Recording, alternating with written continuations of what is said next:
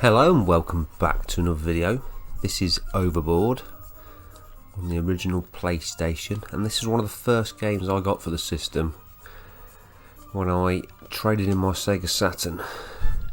So it was this, Micro Machines V3 and Final Fantasy VII, the game that finally convinced me to ditch Sega and go with Sony. It was that, of course, and the fact that so many developers were sort of jumping away from the Sega bandwagon, disappointed with the sales figures of the Saturn. And of course the talk of the town was all about Sony, and of course their huge marketing division and their multiple movie and recording studios.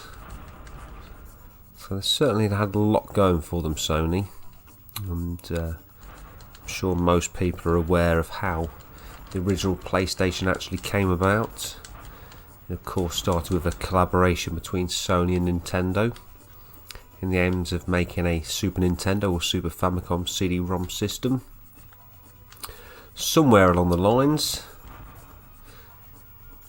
there was some kind of falling out, and the rest is sort of history. So it was actually, as I'm sure 99.9% people are aware, a prototype of the Super Nintendo CD system that was fully working, albeit only as a Super Famicom,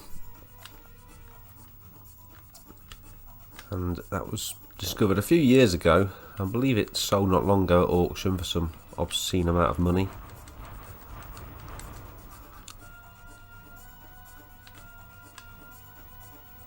I remember being completely blown away by this game. At the time I had quite an impressive hi-fi system, and when I plugged in the Sony PlayStation with its composite lead and its separate left and right audio, I was gobsmacked at the quality.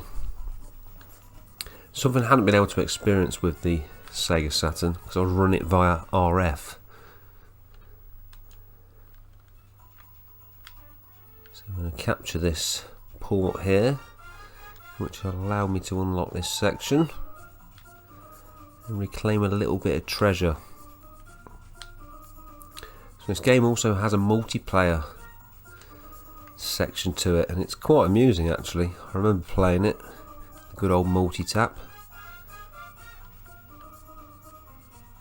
and it was a welcome addition to the Madcap Micro Machines sessions. Sort of 5 ships at once, all on the same screen, just sort of blowing the hell out of each other.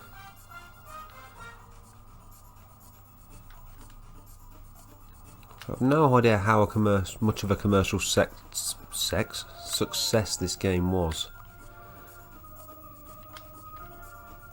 but certainly when I seen a game involving pirates and sailing a ship, I was well up for it. I knew nothing about this when I actually purchased it. I wasn't disappointed, and I've always found the difficulty to be quite high. Either that, of course, I suck. Now there are numerous camera angles, and they really do come into play with some of the sections in the game. I've got more of an overhead view there, sort of a straight up, and then from the other side, so 3 views in total.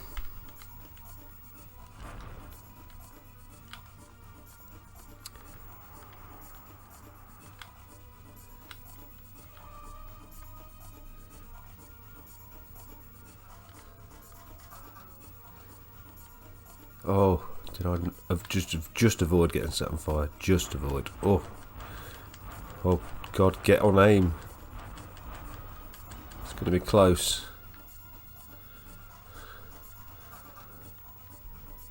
You've got to capture this bottle in order to open this gate.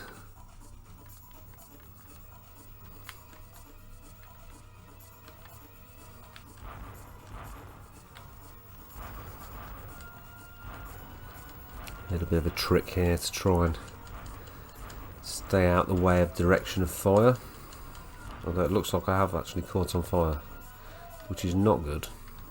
although there is a waterfall somewhere.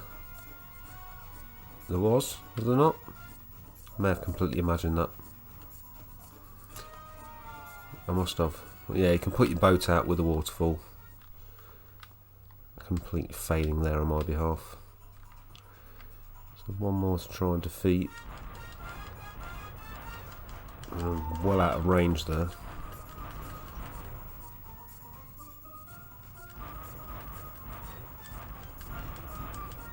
There we go. Took it down. Let's take this port. Get a bit of welcomed health. Unfortunately not the full refill.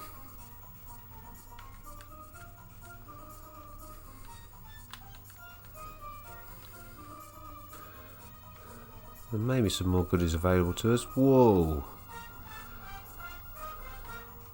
Or more obstacles. Seems to be the case here.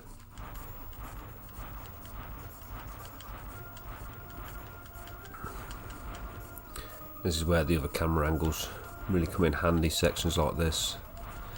Couldn't actually see that gun emplacement very well before.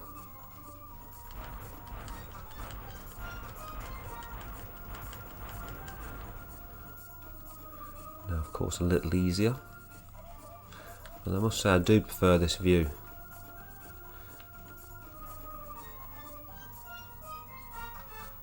Right, the music and sound effects in this, absolutely brilliant.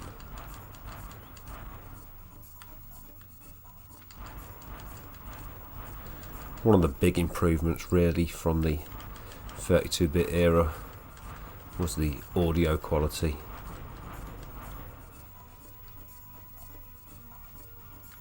Ooh, hello. Ooh. Well, you could blow these up, I think. Or just make your way through. There's a whole host of different weapons you can pick up, especially some of the later levels. It really gets crazy. You're not going to see that here today though.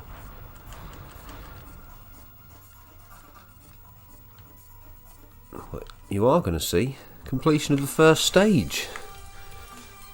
So there you go, only 6 of 9 treasures.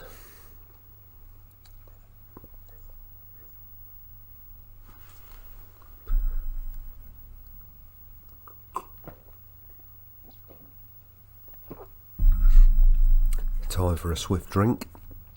So no analog controls here. This is from a period of time before the analog controller. From best I can remember, analog controls first came out with Gran Turismo, followed shortly by TOCA Touring Cars 2. Certainly here in the UK, I'm pretty sure that's how things went.